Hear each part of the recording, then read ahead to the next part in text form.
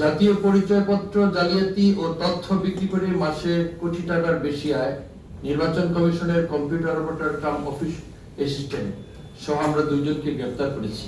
জাতীয় পরিচয়পত্র তথ্য অবৈধভাবে বিক্রয়, পাচার এবং জালিয়াতির মাধ্যমে বিপুল পরিমাণ অবৈধ অর্থ উপার্জনের অভিযোগে একটি শক্তিশালী প্রতারক চক্রের দুই সক্রিয় সদস্যকে গ্রেফতার করেছে সিপিসি। সিপিসি হচ্ছে আপনারা জানেন সিআইডির একটা গুরুত্বপূর্ণ অর্গান। গ্রেপ্তারকৃতরা হলেন ডাটা এন্ট্রি অপারেটর, যে উনি আউটসোর্সিং এর মোহাম্মদ আলামিন, বয়স 39, এবং মোহাম্মদ হাবিবুল্লাহ, বয়স 41। তিনি হচ্ছেন অফিস সহকারী কাম কম্পিউটার অপারেটর। উনি গজারিয়া উপজেলা নির্বাচন অফিসে ওনার পোস্টিং।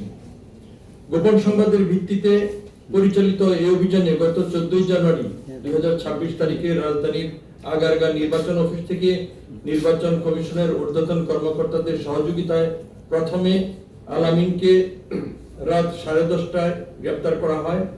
পরবর্তীতে তার কাছ থেকে জিজ্ঞাসাবাদ এবং আমাদের যে নিজস্ব টেকনিক আছে সেটার ভিত্তিতে 15 জানুয়ারি গতকাল রাত্রে 12:10-এ তাকে মোহাম্মদপুরের চন্দ্রিমা হাউজিং এলাকায় অভিযান চালিয়ে হাবিবুল্লাহকে গ্রেপ্তার করা হয়।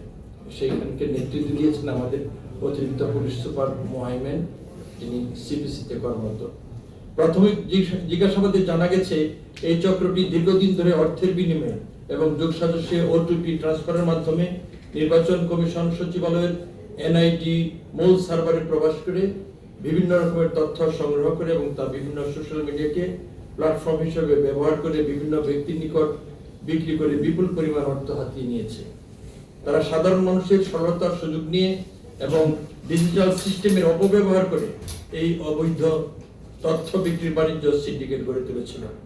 জাতীয় নির্বাচন কমিশন সচিবালয়ের প্রোগ্রামারের সহায়তায় জানা যায় শুধু গত এক সপ্তাহে তারা পরস্পর যোগসাজশে 1 লক্ষের উপরে এনআইডি সংক্রান্ত যে তথ্য বা ভিউ বিক্রি করেছে।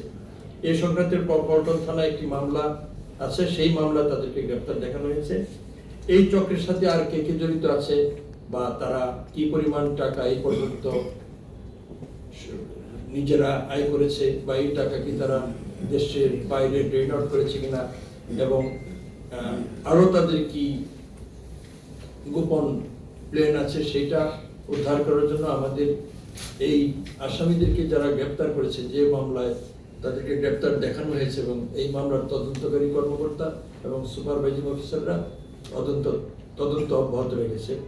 সাধারণ মানুষকে এই ধরনের জালিয়াতি চক্র থেকে সতর্ক থাকার জন্য এবং তথ্য দিয়ে আইন শৃঙ্খলা বাহিনীকে সহায়তা করার জন্য আপনাদের মাধ্যমে সকল দেশবাসীকে আমরা অনুরোধ জানাচ্ছি। গুড লাক পেনের সফট অয়েল বেসড ইঙ্ক দেয় নিখুঁত লেখার আত্মবিশ্বাস। Good luck pen. Make your luck.